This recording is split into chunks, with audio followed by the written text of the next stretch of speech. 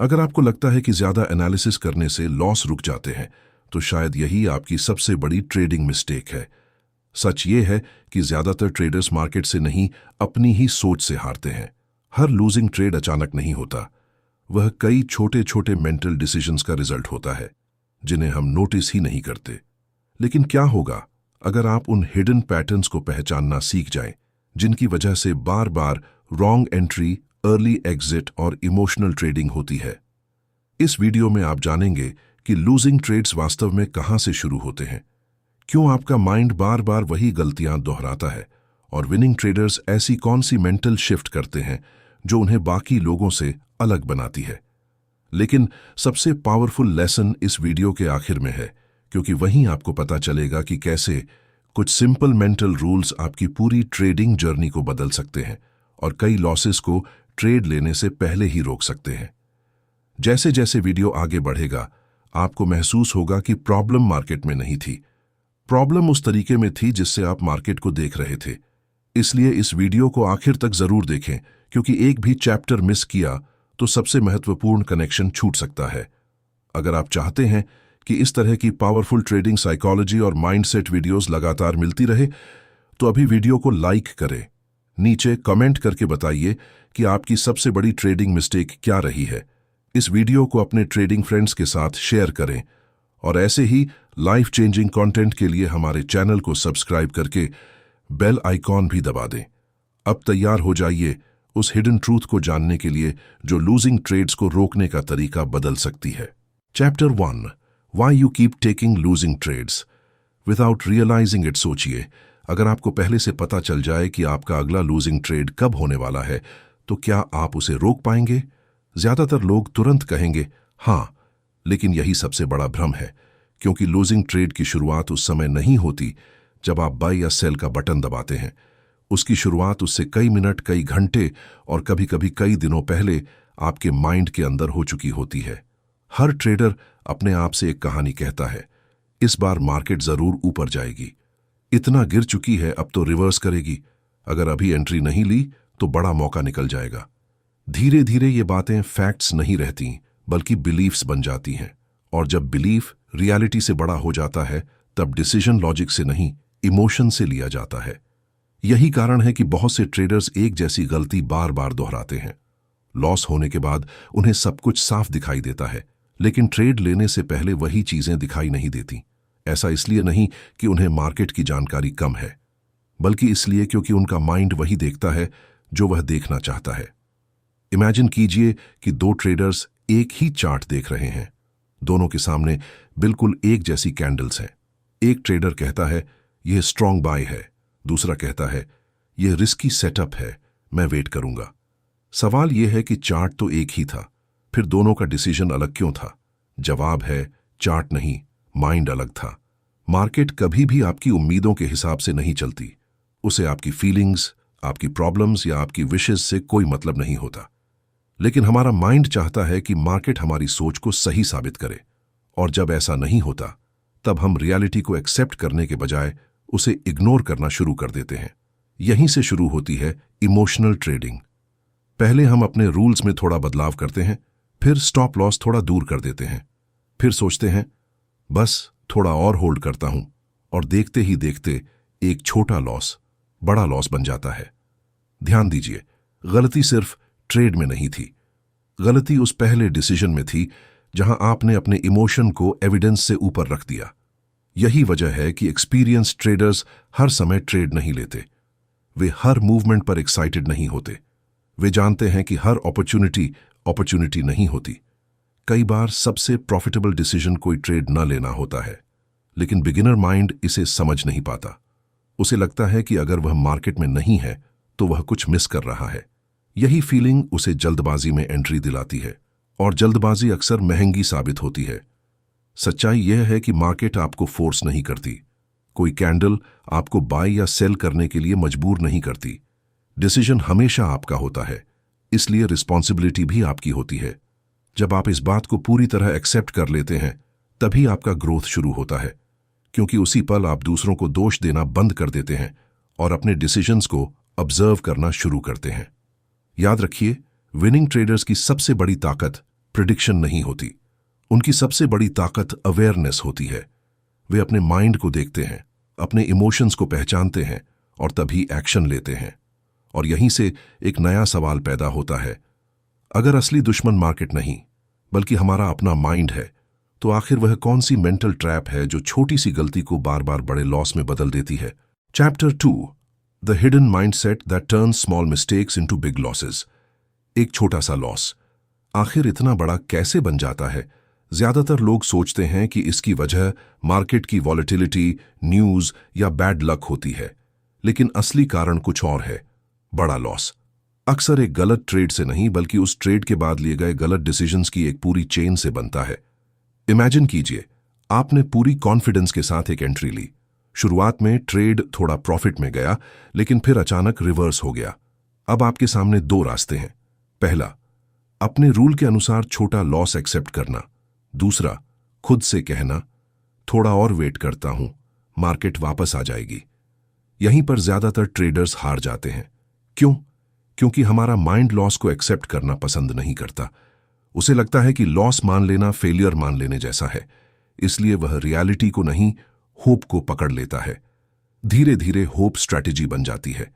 अब stop loss हट जाता है, पोजीशन होल्ड होती रहती है, फिर एवरेज करने का मन करता है और हर नया डिसीजन पिछले गलत डिसीजन को बचाने की कोशिश बन जाता है। यही हिडन माइंडसेट सबसे खतरनाक है। जब ईगो ट्रेडिंग करने लगता है, तब लॉजिक पीछे छूट जाता है। ध्यान से सोचिए, क्या आपने कभी सिर्फ इसलिए ट्रेड होल्ड किया है क्योंकि आप रॉन्ग साबित नहीं होना चाहते थे? क्या आपने कभी चार्ट नहीं बल्कि अपनी फीलिंग को फॉलो किया है? अगर जवाब हां है, तो समझ लीजिए कि प्रॉब्लम स्ट्रैटेजी में नहीं थी। प्रॉब्लम उस आइडेंटिटी में थी जो हर ट्रेड को अपनी पर्सनल वैल्यू से जोड़ रही थी। विनिंग ट्रेडर्स एक अलग सोच रखते हैं। वे लॉस को अपने खिलाफ फैसला नहीं मानते, वे उसे सिर्फ इंफॉर्मेशन मानते हैं। अगर मार्केट ने दिखा दिया कि उनका आइडिया गलत था, तो वे बिना इमोशन के बाहर निकल जाते हैं, क्योंकि उनका फोकस सही साबित होने पर नहीं, कैपिटल बचाने पर होता है। याद रखिए, ट्रेडिंग में सर्वाइवल हमेशा प्रिडिक्शन से ज्यादा महत्वपूर्ण होता है। हर छोटा लॉस आपको फ्यूचर के बड़े अपॉर्चुनिटी तक पहुंचने का मौका देता है, लेकिन एक बड़ा लॉस कई अच्छे अपॉर्चुनिटीज छीन लेता है। इसलिए स्मार्ट ट्रेडर खुद से एक सवाल बार बार पूछता है, क्या मैं इस समय मार्केट को फॉलो कर रहा हूं या अपने ईगो को? यह एक साधारण सवाल लगता है, लेकिन इसका जवाब आपकी पूरी ट्रेडिंग बदल सकता है। जब आप अपने इमोशंस को ऑब्जर्व करना शुरू करते हैं, तब आपको पता चलता है कि मार्केट से लड़ने की जरूरत ही नहीं थी। आपको सिर्फ अपने अंदर चल रही उस आवाज को पहचानना था जो हर बार कहती थी, इस बार रूल तोड़ दो, शायद सब ठीक हो जाएगा। लेकिन सबसे बड़ा बदलाव तब आता है जब ट्रेडर यह सीख जाता है कि कब ट्रेड लेना है। उससे भी ज्यादा महत्वपूर्ण है यह जानना कि कब ट्रेड नहीं लेना है। और यही वह स्किल है जो ऑर्डिनरी ट्रेडर्स को कंसिस्टेंट विनर्स से अलग करती है। Chapter 3, how winning traders know exactly when not to trade. क्या आपने कभी सोचा है कि सबसे सफल ट्रेडर्स हर दिन प्रॉफिट नहीं कमाते, फिर भी लंबे समय में लगातार जीतते कैसे हैं? इसका जवाब किसी सीक्रेट इंडिकेटर, फास्ट स्ट्रैटेजी या परफेक्ट एंट्री में नहीं छिपा है। इसका जवाब एक ऐसी आदत में छिपा है जिसे ज्यादातर लोग कमजोरी समझते हैं, ट्रेड न लेना। यह सुनने में अजीब लग सकता है, लेकिन सच यही है कि कई बार सबसे प्रॉफिटेबल डिसीजन कोई डिसीजन न लेना होता है। इमेजिन कीजिए कि मार्केट बहुत तेजी से ऊपर नीचे हो रही है। हर कैंडल आपको एक्शन लेने के लिए उकसा रही है। सोशल मीडिया पर लोग प्रॉफिट के स्क्रीनशॉट्स डाल रहे हैं। टेलीग्राम ग्रुप्स में लगातार बाय और सेल कॉल्स आ रही हैं। ऐसा माहौल आपके अंदर एक ही भावना पैदा करता है, फियर ऑफ मिसिंग आउट, यानी फोमो। यहीं पर अधिकांश ट्रेडर्स गलती करते हैं। वे सोचते हैं कि अगर अभी एंट्री नहीं ली तो बड़ा मौका हमेशा के लिए चला जाएगा। लेकिन विनिंग ट्रेडर्स अलग सोचते हैं। वे जानते हैं कि मार्केट रोज खुलेगी, अपॉर्चुनिटीज खत्म नहीं होती। खत्म होता है आपका कैपिटल और आपका कॉन्फिडेंस। इसलिए वे पहले खुद को ऑब्जर्व करते हैं, फिर मार्केट को। वे खुद से पूछते हैं, क्या मैं काल्म हूं? क्या मैं अपने रूल्स फॉलो कर रहा हूं? क्या यह ट्रेड मेरे प्लान का हिस्सा है या सिर्फ एक्साइटमेंट का? अगर इन सवालों का जवाब साफ नहीं होता, तो वे बिना किसी पछतावे के स्क्रीन बंद कर देते हैं। यही मेंटल डिसिप्लिन उन्हें भीड़ से अलग बनाती है। ध्यान रखिए, ट्रेडिंग कोई स्पीड कंपटीशन नहीं है, ये पेशेंस का गेम है। मार्केट आपको हर मिनट टेस्ट करती है। वह देखती है कि क्या आप अपने इमोशंस को कंट्रोल कर सकते हैं या हर छोटी मूवमेंट पर रिएक्शन देंगे। याद रखिए, हर कैंडल एक अपॉर्चुनिटी नहीं होती, हर ब्रेकआउट असली ब्रेकआउट नहीं होता और हर सिग्नल प्रॉफिट नहीं देता। सक्सेसफुल ट्रेडर्स इस सच्चाई को एक्सेप्ट कर चुके होते हैं। वे जानते हैं कि उनका काम हर मूव पकड़ना नहीं है, उनका काम सिर्फ हाई क्वालिटी अपॉर्चुनिटीज का इंतजार करना है। सोचिए, एक प्रोफेशनल हंटर पूरे जंगल में हर जानवर के पीछे नहीं भागता, वह सही समय का इंतजार करता है। जब सही मौका आता है तभी वह एक्शन लेता है। ट्रेडिंग भी बिल्कुल ऐसी ही है, लेकिन बिगिनर माइंड इंतजार नहीं कर पाता। उसे लगता है कि बिजी रहना ही प्रोडक्टिव होना है, इसलिए वह बार बार चार्ट खोलता है, इंडिकेटर्स बदलता है, टाइम फ्रेम बदलता है और आखिर में ऐसा ट्रेड ले लेता है जिसकी शुरुआत ही इमोशन से हुई होती है। यहीं से लॉस का चक्र फिर शुरू हो जाता है। विनिंग ट्रेडर्स एक और महत्वपूर्ण बात समझते हैं। वे जानते हैं कि मार्केट में सबसे बड़ी ताकत कॉन्फिडेंस नहीं बल्कि सेल्फ कंट्रोल है, क्योंकि कॉन्फिडेंस कभी कभी ओवर कॉन्फिडेंस बन जाता है, लेकिन सेल्फ कंट्रोल हमेशा आपको रूल्स के अंदर रखता है। जब आप सिर्फ वही ट्रेड लेते हैं जो आपके प्लान से पूरी तरह मेल खाता है, तब आपका माइंड धीरे धीरे शांत होने लगता है। अब आपको हर टिक पर एक्साइटमेंट नहीं होती, अब आपका फोकस प्रॉफिट पर नहीं, प्रोसेस पर होता है। और यही वह मोमेंट है जहां कंसिस्टेंसी जन्म लेती है। रिजल्ट्स हमेशा प्रोसेस का पीछा करते हैं, डिसिप्लिन हमेशा इमोशन को हराता है, पेशेंस हमेशा जल्दबाजी से आगे निकल जाता है। लेकिन अब सबसे बड़ा सवाल बचता है, अगर विनिंग ट्रेडर्स की असली ताकत उनका माइंड है, तो क्या ऐसा कोई डेली सिस्टम बनाया जा सकता है जो आपके माइंड को इतना मजबूत बना दे कि लूजिंग ट्रेड्स शुरू होने से पहले ही रुक जाए? Chapter 4, build the discipline to stop losing trades before they start. अब तक आपने एक बात समझ ली होगी, विनिंग ट्रेडर्स और लूजिंग ट्रेडर्स के बीच सबसे बड़ा अंतर उनकी स्ट्रैटेजी नहीं बल्कि उनका डिसिप्लिन होता है। आखिर में मार्केट उसी को रिवॉर्ड करती है जो अपने माइंड को कंट्रोल कर सकता है। लेकिन सवाल है, डिसिप्लिन आता कैसे है? ज्यादातर लोग सोचते हैं कि डिसिप्लिन एक फीलिंग है, जब मोटिवेशन आएगा तब रूल्स फॉलो करना आसान हो जाएगा। लेकिन सच्चाई बिल्कुल उलटी है। डिसिप्लिन कभी फीलिंग से पैदा नहीं होता। डिसिप्लिन छोटे छोटे एक्शंस को बार बार दोहराने से बनता है।